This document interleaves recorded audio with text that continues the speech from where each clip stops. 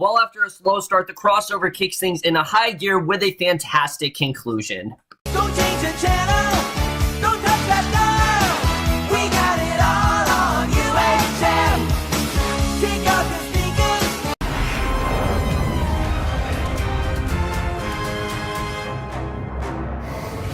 Hey guys, it's Cavanagh for Crisis on Earth X Part 3 and 4, and I was definitely really looking forward to seeing how this was going to play out. I'm not going to lie, the second half of last night's crossover was quite concerning. I was worried that they weren't going to be able to stick the landing, because that's what tends to happen with these crossovers. They have really strong starts, and then the ending doesn't usually wrap up as well as it could have. Minus last year's. I think last year's was the opposite, where it was kind of a slower start and then the ending was great. And this one was very similar to that. These two parts for me made this entire crossover so much more worthwhile. It showed all the possibilities of what you can do with these characters. It took them to some places that I really didn't expect it to go, and just really set things out on a real high note. But let's just get into this episode, because I definitely do want to talk about starting off with part 3. So we start off right where the last episode left off on Earth X at the concentration camp. We see Barry, Oliver, Alex, Sarah, Stein, and Jax. They're looking at their fellow prisoners. The prisoners are wearing badges used to indicate what crimes they committed, and one prisoner is named Ray Terrell, and he explains that the pink triangle is used to indicate homosexuals. And I will admit, the social commentary was a bit on the nose here. Like, obviously, they're trying to be like, oh, homosexuals, Nazis, and draw some parallels to other things going on in the world at this time. I totally understood that, but I thought it worked, and I thought the introduction for Ray was really well done. I really like what they did with this character. They realize the collars dampen their powers, and on Earth 1, Cisco wakes up in a pipeline cell. The others tell him what happened. I was surprised he woke up so early. I thought he was going to be, comatose till like part 4, but no, he does wake up here. Kara then finds herself on an operating table. She's bathed in red sunlight, and Eobard comes in, tells her that her friends are on Earth X and won't be alive much longer. And I have to say, bringing Thawne back, I know a lot of people were kind of conflicted with how to feel about that because of the fact that, Thawne was destroyed in Legends, but bringing Thawne back for one last time, I think was probably the best thing that they could have done here. Cavanagh absolutely killed it in this role. It reminded me how chilling and really just how frightening he really is in this overall role, and you can tell out of all the roles that I think, Cavanagh has played, I think this is the one he enjoys the most, because you can tell he puts the most effort into it. He really just gives it his all. I mean, even when Tom Cavanagh isn't giving it his all, he still is great. He still does a really great job, but I think here we really saw that this is definitely the role that I think Cavanagh likes to play the most. But basically, Overgirl joins him, dismisses all the innocent people they killed to save their lives, and he tells Kara that soon the red sunlight will weaken her enough that he can remove her heart. Remember, the whole idea is so they can save Overgirl, which again, I do think is a very solid motivation, but it doesn't give us a lot of time for actual Kara. And I noticed that in this, plotline, there was a lot of stuff going on here, and because of that, our 3 heroes are actually very much to the side, but it is made up for because we do have, Dark Arrow, and we got Overgirl, so it's not like we were completely, these actors were completely sidelined. They still had things to do. It was just a little bit different than usual, and I actually thought it was kind of cool what they did there. But we then see Iris and Felicity. They're in the building's air vents and figure that Kara only has a few hours. Felicity wonders how they're going to stop people with superpowers, and Iris suggests they go to the pipeline and free Cisco, and then he'll be able to turn off the power. So in the concentration camp, whistles go off. Ray says that it's roundup time, and we then meet the Fuhrer here. We see Strum Ben Fuhrer, Quentin Lance. He comes out and he looks over the heroes. And I knew Paul Blackthorne was going to be a big part of this crossover. They've already kind of talked about it. But yeah, he actually is basically the director of this camp. And he admires Sarah's Nordic perfection, wonders why she aligned herself with the Pure. And she tells him that she's bisexual. Quentin says that he had a daughter just like her with similar compulsions. And he expunged her from his family family line forever. So these characters are extremely irredeemable, and that's really one of my biggest flaws here, is that these characters are not at all likable. They really don't, there's not an ounce of care for any of them. There's not a shred of humanity there. Just in general, you can just see how despicable and awful these people are. But basically, he tells his guards to bring them along with Ray. As the guards lead them off, the team signals among themselves, and when they try and fight, Quentin activates the collars. He drives them to their knees in pain, tells them to continue to a mass grave. He says that he knows Oliver isn't Dark Arrow and says that he can't stomach the sight. He puts a hood over his head. He then orders his men to open fire, and as they aim, a figure arrives and freezes their guns.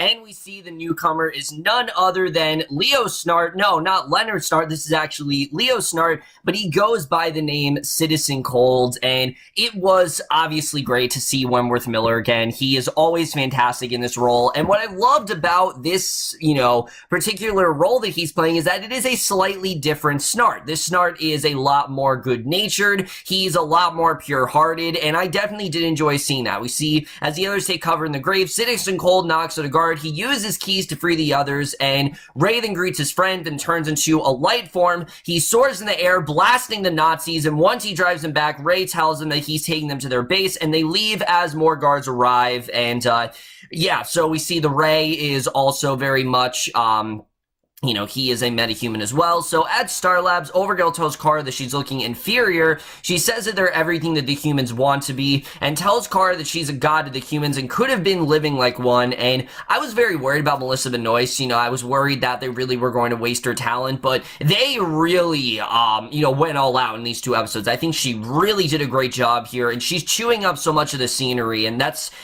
similar for most of the actors here. Stephen Amell, Tom Cavanagh, really, I think they all just you could tell they all had a lot of fun just playing slightly different versions of themselves, and I really enjoyed seeing that. But Overgirl insists that humans want someone to rule them and dismisses them as ants. She dismisses Kara as pathetic and says that she was alone at the wedding, and Overgirl figures that Kara is miserable taking care of everyone else. Kara says that Overgirl won't get what she wants, and her doppelganger tells her she's not using her heart, says that they're almost ready, and Iris and Felicity then reach the pipeline as she works on the controls. Felicity points out that she'll never see Oliver again.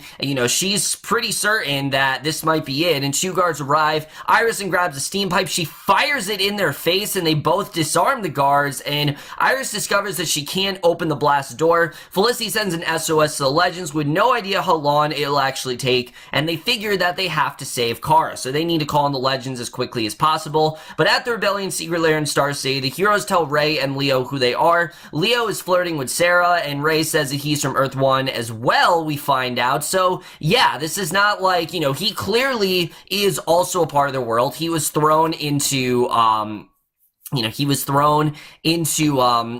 X, and they didn't really do a good job of explaining it, but basically then find out really what's going on, because he actually came through the Rebellion's temporal gateway. It's not too far from there, but Ray explains that they can't take them there because it's guarded by an army of Nazis, and that's really what's going on. So he was part of the Rebellion, but Barry insists, but Freedom Fighter General Scott says that they're going to blow it up, and of course that is none other than Wynn, we see, but don't call him Wynn here. He is General Shot. That is what he wants to be called. And Ray and Leo explain who the heroes are. They explain why they have to get back, and Shot tells them it's their only opportunity to stand Führer Queen in the other world. So, yeah, we realize that Oliver in this world is, in fact, the Führer, which I guess makes sense. Why that would happen, because he's the mayor in Earth, and he's kind of the Führer in Earth X. I don't know if they're trying to draw a parallel there, but I thought that was kind of cool. But Oliver points out that it will leave Dark Arrow, Overgirl, and Reverse Flash on the other side. Shot insists of destroying it and then walks off, and Alex tells Ray that on their world, her Wynn would do anything to help Kara, and Leo tells Ray to let her try. So Alex then approaches Shot, says that he can't do it, and Shot says that they have been at war for generations, and I thought it was cool to see the scene between two. And like, gotta say, Jeremy Jordan did a really great job here. He's usually the more goofy sort of character, so it was cool to see him do something else here, and Alex asks him to let them go home before they destroy destroy it. The general says the Nazis have a doomsday device powerful enough to eliminate other worlds, but Alex explains that on her Earth, Kara is her Wynn's closest friend, and Wynn would do anything to help Kara no matter the risk, and Alex is asking for a chance. Shot says that he's sorry about Kara and Earth 1, but his decision stands. He doesn't care about them because he's in the rebellion, and he will do what he can to protect himself, and I did like the way they did that, but ultimately this character was kind of pointless. He didn't really contribute much of anything other than this one scene we got of him. It was cool to see Jeremy Jordan, but I just feel they could have done more with this character, and unfortunately beyond this scene, we don't really see that much of him. So Stein then apologized to Jax about not considering Jax's feelings, and he talks about how Jax is his family, and, you know, Lily was a time aberration, and long before her, he considers Jax his son, and he had a son, and a better one that he could have helped for, and Jax accepts his apology, and they hug, and again, Victor Garber, French drama, just killing it in this episode. They both did such an incredible job, and it just shows how far these characters have come, and I just really love this scene. But Sarah then finds Alex looking for a weapon so she can save Kara, and when Sarah says she's scared for her sister, Alex insists that she should have done more, but she was distracted, and Sarah understands, and we get this really good scene between Sarah and Alex, which I was worried they were just going to force these two as a couple, but I'm glad that they're using that one night stand and actually making it into a bit of a more learning experience for Alex. Alex goes through a bit of a transformation in these two episodes, and I really enjoyed that. Sarah understands and explains how she lost her sister, and her guilt took her down a dark path, and she says that she protects her team,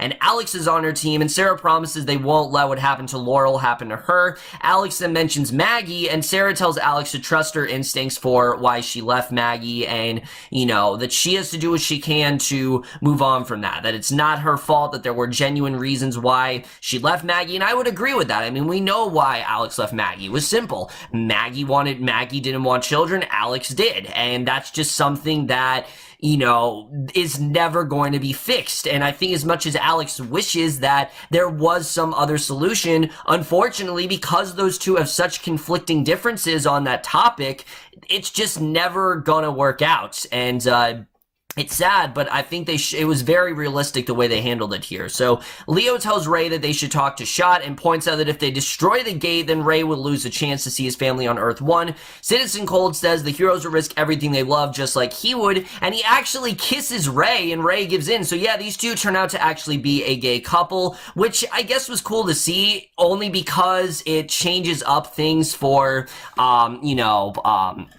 Captain Cold. He's not attracted to Sarah. I mean, yes, he's flirting with Sarah, but this version of him clearly is bisexual, and I thought it was cool to see a slightly different version. I will admit, though, this did feel like they did it more for shock value. It didn't feel as like they needed to make these two a gay couple. It did kind of seem like they only did it for shock value reasons, and that's kind of it. So, in general, I didn't really feel like they needed to do this. It was cool to see. You know, I don't have a problem with what they did here. I don't have a problem with them making them a gay couple. It's just the way they handled it, it did feel just a little bit shock value-ish to me, but either way, we then see Leo and Ray. They tell the heroes they've talked to Shot and convince him to let them help the heroes out. They go over to a model of the facility, confirm the entire facility has power dampener, and Oliver says he knows how to get it. Shot gives them 1 hour, and Alex thanks him. Once she leaves, Shot tells Ray that he won't give them more time, and once the red sunlight saturation is complete, Thawne prepares to operate as dark arrows look on.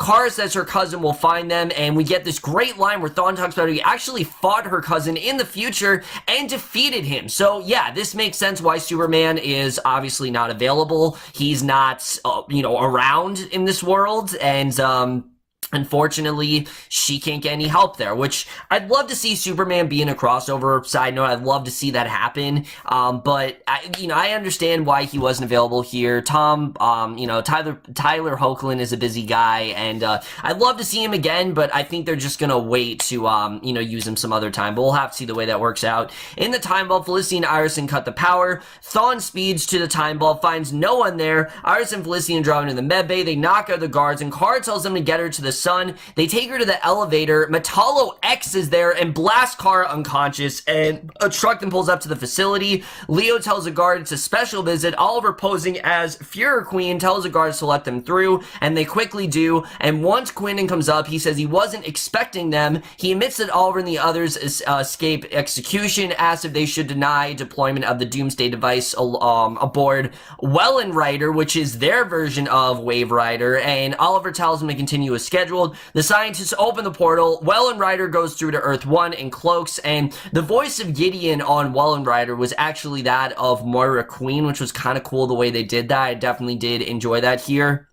But Thawne tells Queen that Wellenrider has reached Earth 1. He soon warns that Kara's cells will regain their power and says that the system has been encrypted by Felicity, so he can't turn it back on. So Oliver then dismisses Quinton, who looks at him suspiciously, and he can tell that there's just something about this Oliver that is just, it doesn't go with the Oliver that he knows, and he says he is a gift to celebrate his return. The guards bring in the Earth X Felicity, and of course this makes sense, because Felicity is Jewish, and what is the one thing that Nazis go after? Well, that would be Jews. And again, it's really fucked up, but it makes sense in this world. It's a really fucked up world. And Quinton explains that she was giving rations to the camp children. He hands a gun to Oliver. Oliver prepares to shoot her, and then he fires the gun on Quinton, only to discover that it's unloaded. He attacks as grabs guns, shoots down the guards, and once he finishes them off, Oliver tells Smoke to take the gun and go. He says it's a strong duty to protect the weak and sends her out, and we get this fantastic scene where he turns off the dampeners, flash speeds. They confirm the gateway control has been damaged. Oliver figures there's a manual override at the platform, and Shaw tells Leo he's changed his mind. He's saying the bomb through. He tells Years that a weapon is heading for the facility Red Tornado, and Queen orders Felicity to turn the power back on. Thawne grabs her by the throat. He says that in his era, no one has even heard of Felicity,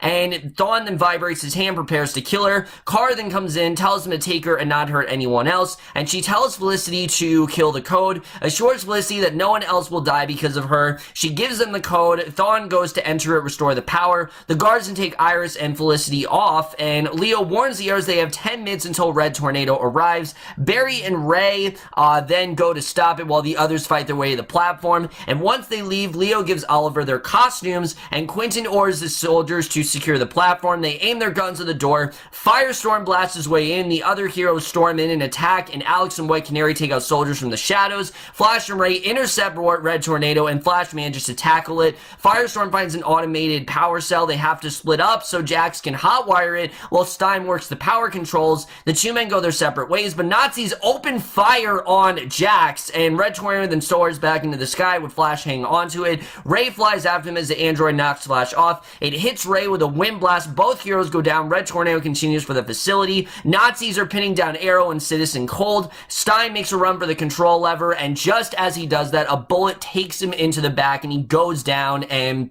Jack, still pinned down, can only watch. We realize that Stein only has hours left, and that is the way this part ends.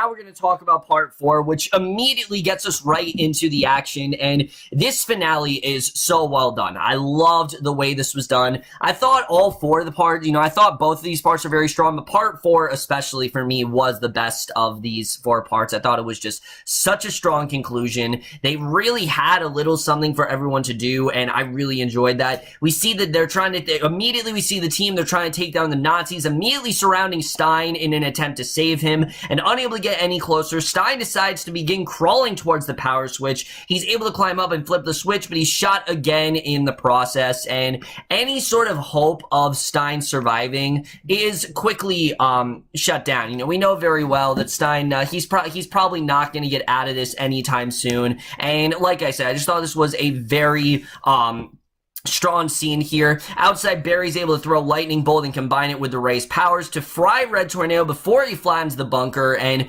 back inside, Jax and Stein merge back into Firestorm, and when Barry and the Ray arrive, the team goes through the breach back to Earth 1, and we then see Thawne. He's starting the procedure back up when his tool is stopped by a miniature man, and it finally we get to see the appearance of the Atom, which it's about time, definitely. I mean, they should have shown Ray back in part 1. I don't know why he didn't go to the wedding. It doesn't make any sense to me, but at least we got to see him here. It's so excited to finally see his character. Brandon Routh is just so fantastic as, Ray Palmer. He's one of the most entertaining characters, I think, on that show, and it was just great to see him here. He grows to normal size, he knocks out Thawne and stops the procedure, and steals and frees those in the pipeline while Maya and Zari clear out the remaining Nazi guards, and all the legends basically save the day here. Thawne walks in to tell Dark Arrow that it's not safe on Earth 1 anymore. The two leave as the group previously stranded on Earth X breaches back to Earth 1, and Team Arrow and the legends are stopped by Metallo, while Kara, Felicity, and Ray are approached by Dark Arrow, who is in turn distracted by Oliver. He's holding Overgirl hostage with a knife, and this scene just so intense but so well done because you really don't know what's going to happen. I mean, obviously you know that Oliver and Kara, they're not going to die, but I really didn't know the way this was going to play out. We see the Legends Team Arrow combine their powers to best Metallo, while Thawne then speeds in. He rescues Overgirl from Arrow, and she gets away there.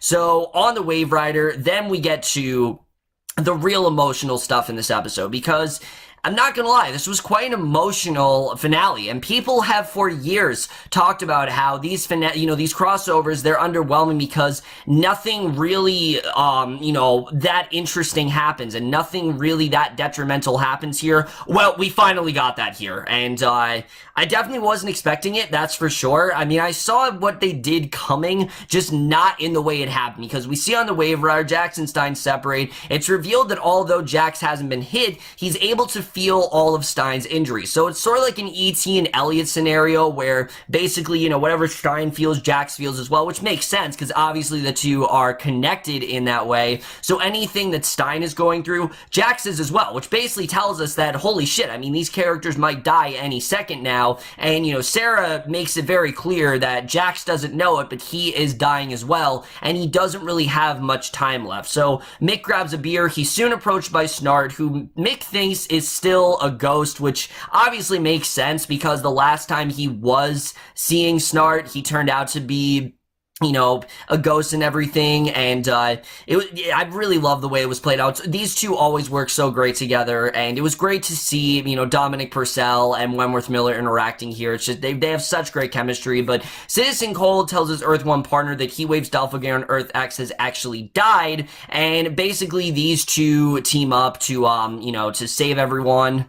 So back on the Wave Rider, Kellum walks out of the medical bay and tells Ray that Stein shouldn't even be alive right now. Jax is serving as basically just a human life support machine. If Jax wasn't there, Stein basically would be dead. If they don't do something, they're both going to die. And we then see Amaya, Zari, and Curtis. They're introduced to the Ray, and Curtis's reaction to the Wave Rider was just great. It was basically him nerding out. I think that pretty much is all of our reactions to the ship, and that's the stuff I love. I love seeing characters, who haven't met react to things. Like, it was just a lot of fun to see. But those, we basically see they try to locate the Nazis' version of the Wave Rider, and basically back in the medical base, Stein wakes up and he tells Jax that he's nothing more than anchor around Jack's neck, and we get this incredibly heartfelt scene. And Victor Garber and Franz Drama, I can't praise these two enough. They acted the shit out of this scene. I mean, they easily were the best part of the best actors, I think, of this crossover for me,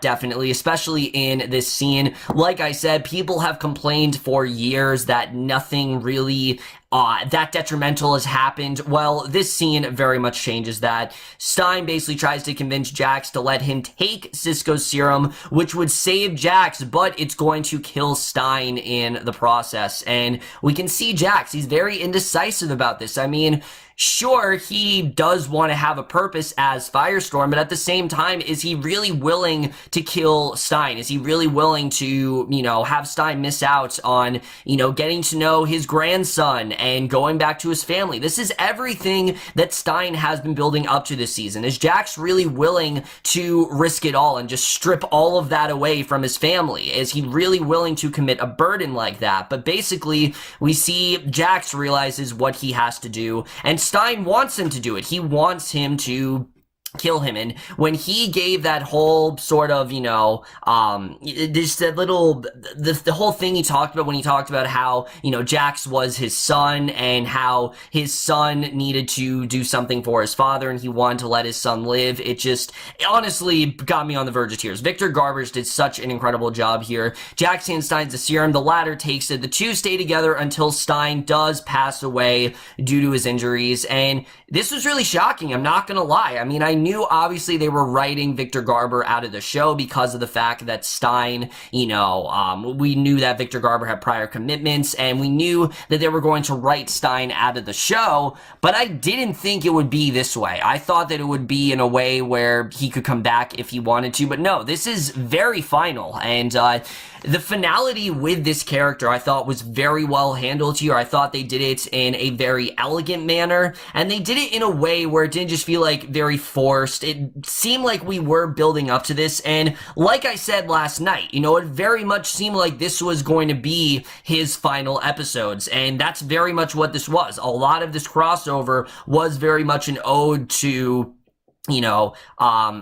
Professor Stein and what he really did and the agency that he had and what he really did for all these characters. And it definitely is a significant loss, but I definitely think it is one that's earned. I'm glad that we still do have Franz drama on this show, but this gives Jax a whole new purpose now. It gives him a whole new character, and it's easily, I think, one of the most powerful scenes we've ever had in the Arrowverse by far. Just everything about the scene was so well acted, and again, I really do give it to Franz drama and Victor Garber for really just acting the hell out of these scenes.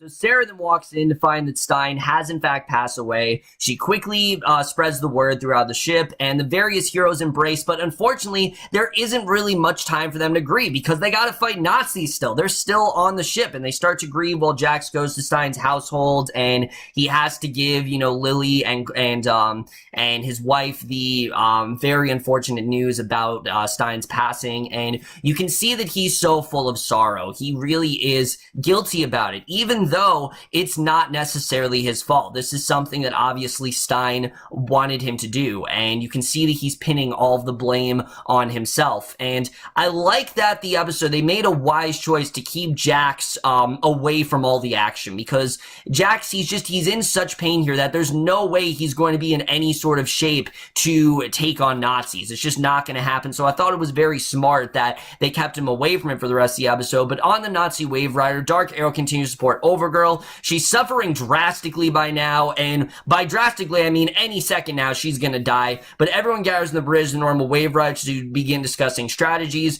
Dark Arrow calls the ship to draw a truce. They'll leave Earth 1 alone if the team hands over Supergirl, because that's really all they need. They just need her heart, but so that way they can save Overgirl, and that's really all they need to do. But Oliver rejects the offer. The team gets ready for battle, and this did not disappoint, I have to say. This climax I thought was so well done. I really did love the way this was handled, I have to say. I think they really did go all out here. I don't know if it was quite as strong as that church scene. I think that church scene is still probably the strongest action scene out of all the scenes we got in this crossover, but this was definitely a close second. I really loved what we got here. We see furious over the reaction of his offer. Dark Arrow and his Nazi cronies, they begin opening fire on the citizens of Central City. Before too long, the Arrowverse heroes show up, and an all-out brawl breaks out, and we see in the air Felicity, Iris, Cisco, and Wells. They've stayed behind on the Earth 1 Wave Rider. They soon begin pursuing the Nazi Wave Rider, trying to shoot it out of the sky, and Killer Frost, Amaya, and Zari are about to be able to board the Nazi Wave Rider to shut it off. Cisco then vibes the heroes out of the ship so they don't get hurt in the impending crash. And similar to the church scene, everyone really is playing a part in this final fight. We see Barry, he is running fast, and he's, taking on, Reverse Flash and things like that. We see Arrows going after Dark Arrow. We don't really know what's going on with Kara. We'll get to that in a little bit, but I thought that was honestly just really well done, and that's something I definitely did love about this crossover. No one was sitting out here. No one felt like they were out of place in this. It really did feel like this was affecting everyone, and that's something I thought this crossover just did very well here. But Supergirl and Overgirl are battling in the sky over Central City, and when Kara arrives revived and basically quoted Superman 2. I didn't notice it at first because I've actually never seen Superman 2. I've only seen the first Superman, but I thought that was honestly really cool the way they did that she said that one sort of line to Overgirl that's, famous from Superman 2. But they're battling this guy over Central City. Barry and Thawne race around. Barry's eventually able to stop Thawne, but he doesn't kill him. And this is the only thing I wasn't necessarily happy about, because he doesn't kill him, but he allows him to leave. Not just that, he tells him get out of town, and he basically lets him roam free, but not without a warning from Thawne that he will return. So if anything bad happens to Barry from this, it is very much his fault. It shows that Barry is still not very bright, and he still does not make the most, tactical decisions, to say the least. I get it, they're doing this to keep Thawne around, but this really just made Barry look like a dumbass, honestly, and I don't think they need to take in this direction at all. I'm glad to see that Thawne's still gonna be around, but I don't think this was the way to handle it.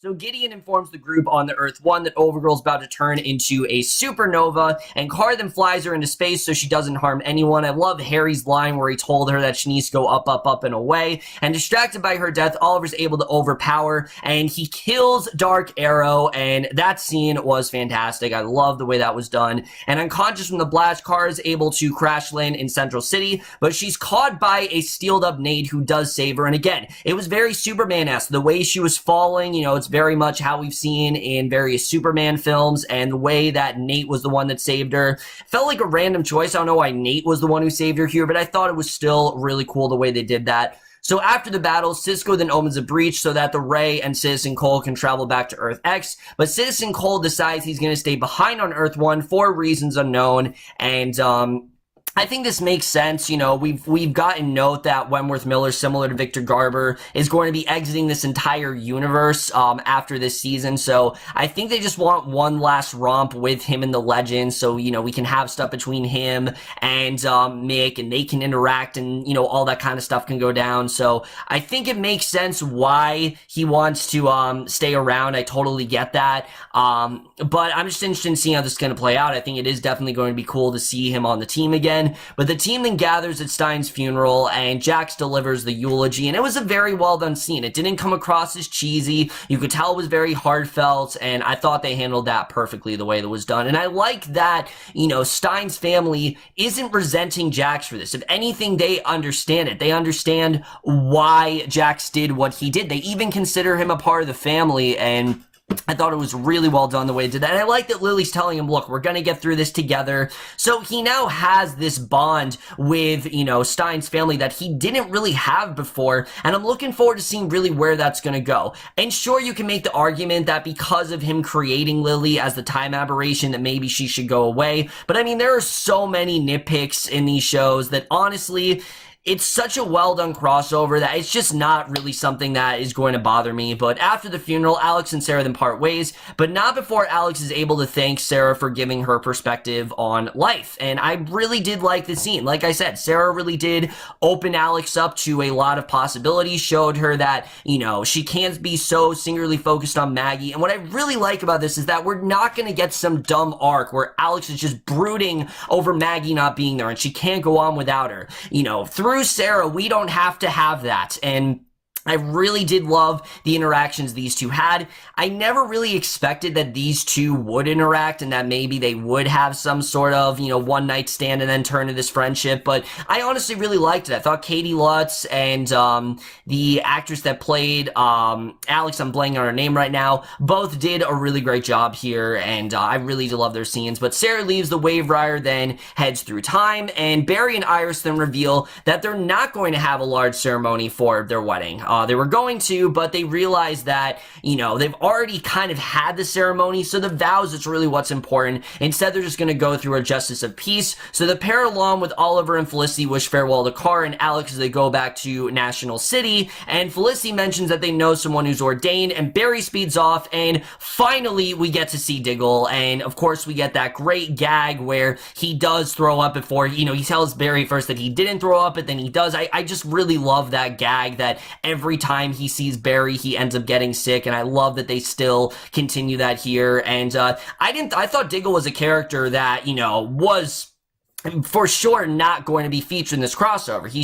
There's too much stuff going on with him internally. He's got the tremors. I just thought there was no way they were actually going to get him in there, but the way they did this, I thought made a lot of sense. He returns to Central City Waterfront. It's revealed that Diggle is ordained and can now legally perform weddings. So Oliver then acts as best man, Felicity serves as maid of honor, and Barry and Iris are changing their vows, and right when they're about to get married, Felicity interjects and realizes that she does want Diggle to marry her and Oliver as well. And this was really unexpected. I didn't expect him to go in this direction. Obviously, we had that whole thing of her telling Oliver she didn't want to get married, but I think she just realized that he was so anxious and they didn't want to go through the whole sort of ordeal again. So we end with a double wedding, and that is the way this fantastic crossover comes to an end.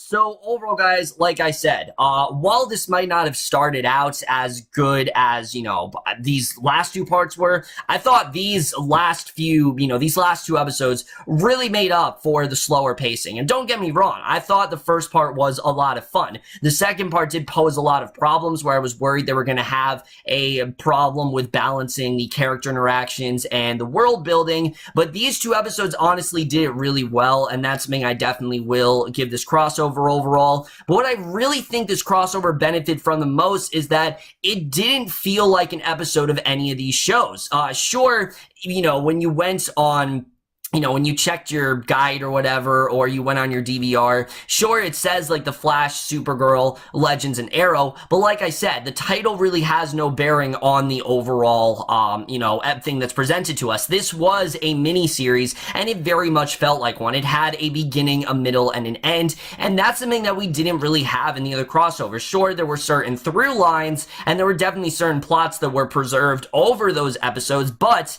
a Supergirl episode felt like a Supergirl episode. A Flash episode felt like a Flash episode. This really didn't do that, and I'm glad to see that they took it in a much more serialized direction, and I honestly think it did benefit them. By doing that, we didn't need to have some big arc for Barry. We didn't need to have some big arc for, Oliver. We could really just focus on the team as a whole, and I thought it was really cool the way they did that. And most of the interactions we got here were actually from the supporting cast. Alex and Sarah, what they did with them, that was really cool.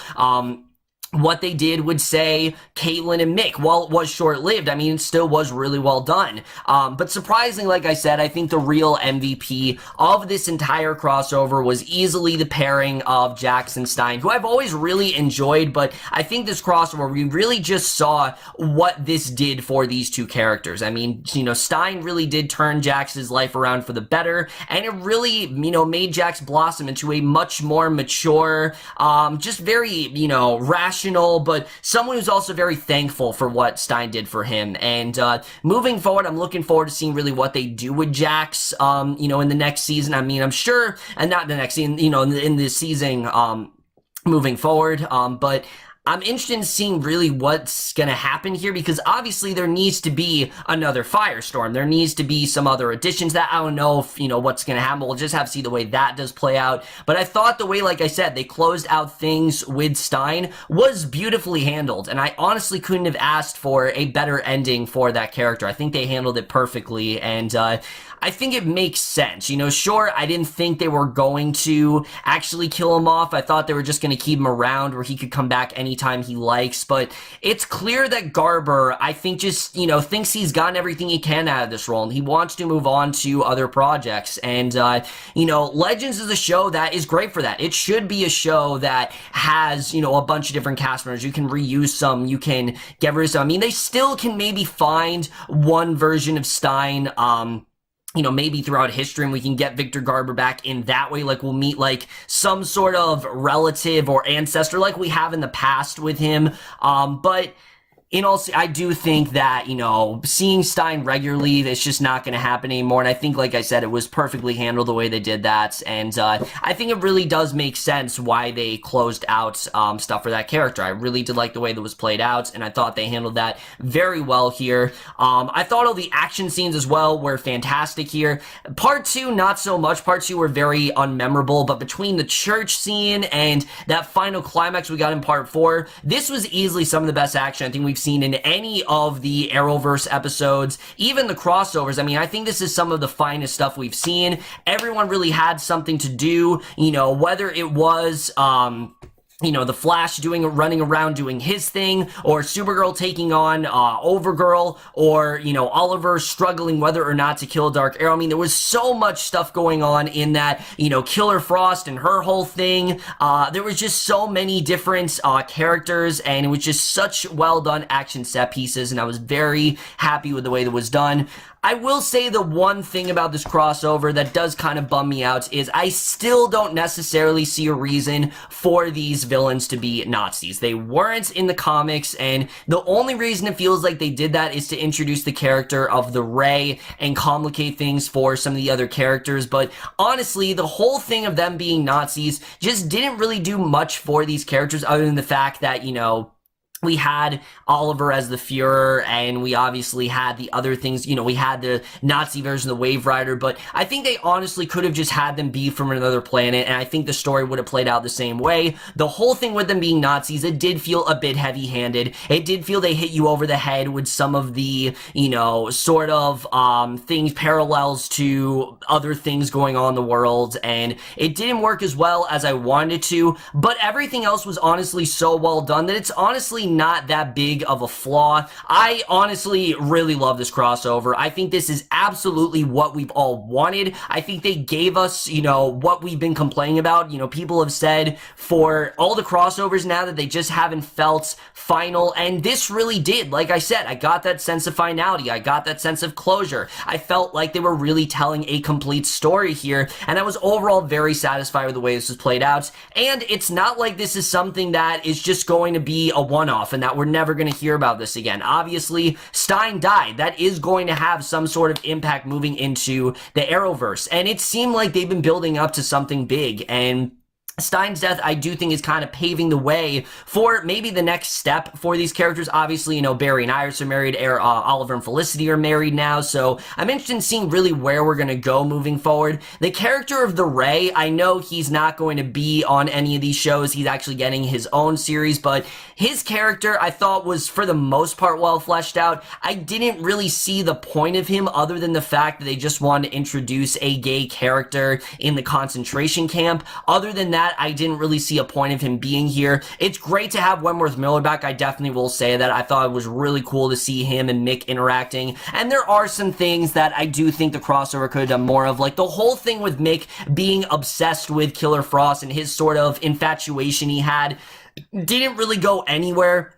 But honestly, they can do more with it moving forward. It might be one of those things where maybe we'll get a little bit more focus on it in future entries. There's definitely a lot more they can do. But this really did show the possibilities here. You could tell they really went all out. You could tell they were trying to shoot for something big. The scope was so much bigger. It felt like a 4-hour movie. They wanted it to, and it definitely delivered. And I was very impressed with the way this turned out. So now, guys, I am going to rate both parts as a whole. So for part 3 on Crisis on Earth X, I am going to give that episode a B+, and for part 4, I am going to give that episode an A-, and the crossover overall, I would in fact give an A-. So overall, guys, that's it. Crisis on Earth X is now over, and like I said, I feel definitely very satisfied. I'm not entirely sure how exactly they top this. I think it's going to take a lot to really top this. I think this was easily the strongest crossover we've had. Definitely, there really is no question about it whatsoever. But let me know if you guys saw this crossover overall, loved your thoughts, and it definitely looking forward to seeing, you know, where they really do take this moving forward. Of course, next week we do have the mid-season finales for all these shows, so I definitely will be reviewing those next week. Definitely look forward to that. But that's my review. Hope you enjoy. I'll see you guys in my next video, and I will see you guys for that. Okay, bye.